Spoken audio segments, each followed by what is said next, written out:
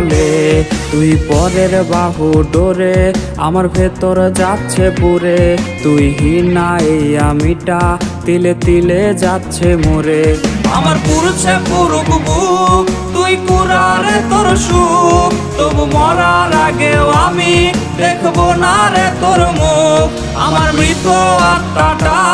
তোরে ডাকবে একদিন খুব আমি দেখবো সেদিন তুই ওরে কেমনে রবি চুপ